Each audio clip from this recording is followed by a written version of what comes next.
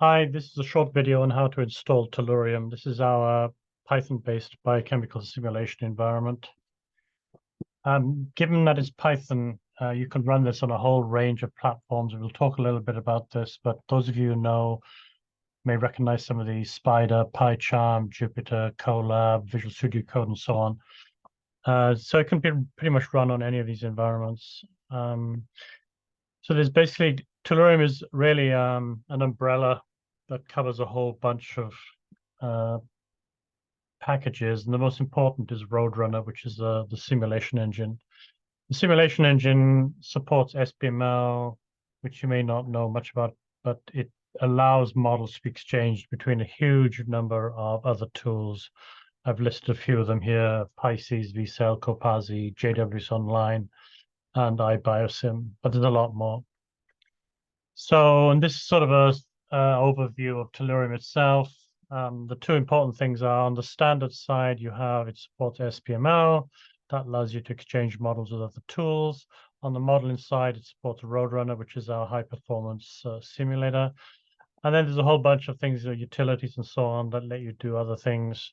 Roadrunner itself can do ODEs, differential equations, sensitivity analysis, stochastic modeling, and some structural analysis. And then there's a whole bunch of other things you can use with it that come with Python, like NumPy, SciPy, and Matplotlib. So if you're new to this, first thing is, if you just want a very, very basic setup, you can install a very basic Python from python.org. So if you go to python.org, you can download the version of Python you need for your Windows or your Mac computer or Linux. And the latest one, I think, is 3.11. Now, this only gives you a pretty primitive interface to Python, but you can use this to install Tellurium. And the standard way for installing packages in Python is to use something called pip. And so I've got pip here. So you type pip install Tellurium with the command line, and that'll give you Tellurium. Now, this is very basic. You won't be able to do any plotting, for example. But the funny thing is, if you go to ChatGPT, you can ask it, how do I install the Python package? It'll actually give you instructions on how to do this. So that's quite nice. But anyway, you don't want to use the raw Python like this because it's a bit primitive. So instead, you can go to things I'm calling fancy interfaces. These are much prettier and they can do a lot more. Here's a whole bunch of them down here. Spider is one I happen to use a lot. Other people use PyCharm. Visual Studio Code is very popular. Jupyter notebooks are very popular. And then there's a new one I came across, Thorny, which is interesting because it actually gives you a complete setup. And it even helps you install stuff. So it's quite an interesting little thing. So let me just show you some of these. So those of you who come from MATLAB and like the MATLAB interface, you like Spider.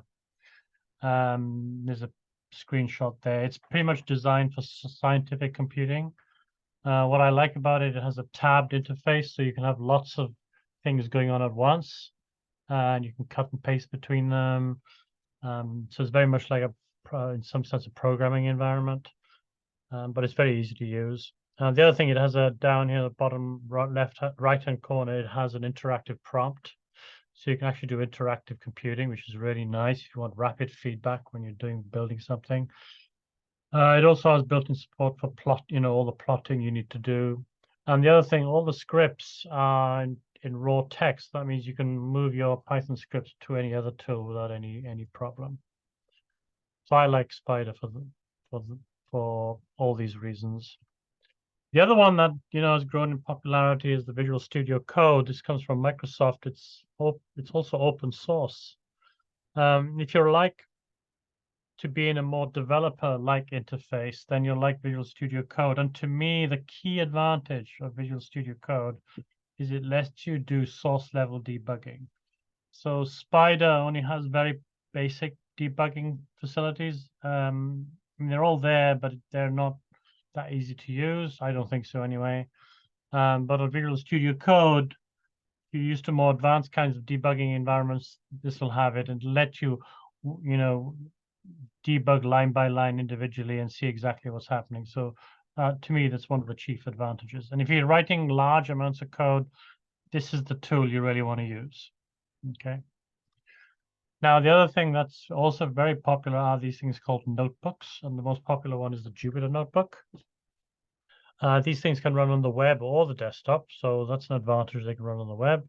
And the idea is that they sort of live documents where you can add text, code, visualization all together, and you basically you can almost produce a book of your work using a Jupyter Notebook.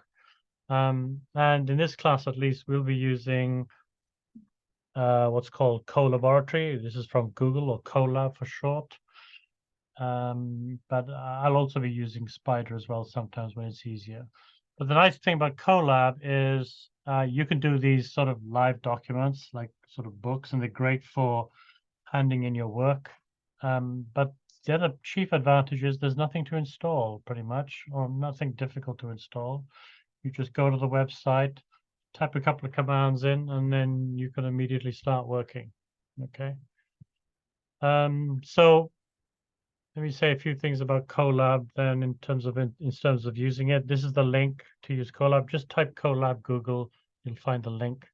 The only thing you have to do to get things working is you have to type these 2 lines each time you do a new session, right? If you work on it one day, then close everything and then start it up again, you probably have to run these 2 lines. So note the exclamation mark at the beginning. So apt-get install libn curses 5, and then the Tellurium bit itself. Now that's not quite ready yet. You then have to go to the runtime, look for runtime in the main menu, and then select restart runtime, and then you're ready to go. Okay, so that's basically Colab. Okay, I'll show you a quick demo in a minute. If you want to run stuff on the desktop, that's easy too. Go to our GitHub site here, SysBio Tellurium. For Windows, it's really, really easy. We have a dedicated installer. So if you're used to installing Windows stuff, it'll be just like that. You download it, double click, and off you go. For the Mac, it's potentially more tricky, but we recommend using Anaconda. And then from there, you can get Spider or whatever environment you want. Then you do a pip install on Tellurium, and that's pretty much it. Okay, so let me just show you. Let me show you Spider, what it looks like. I have it here.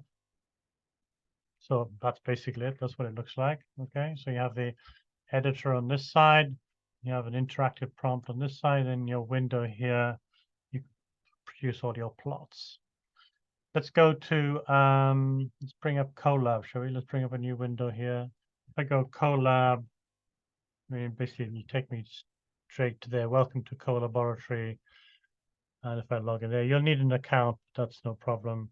You'll get something like this, and then you can just go in File, New Notebook. And off you go. Okay. So now you can do those installation lines. This is the runtime menu with the restart here. It's not on yet. It'll come on. You can restart the runtime. So using Colab is pretty straightforward. You just have to remember to install those 2 packages. Everything you create in Colab will be stored in your Google Drive or Google Docs rather. So if you have a Google Docs, you can have all your work stored there as well, which is nice. One last thing is if you want to do the desktop, if you go Tellurium SPML, just take the first link. I'll take you to this page, and you scroll down. Where did it go? Download page. You see there the download page. Click that. That takes us straight to the GitHub page. Okay, and then in the GitHub page, you can scroll down, look at the documentation, and so on, and then you have the installation instructions. And this is the most basic one. You do a pip install.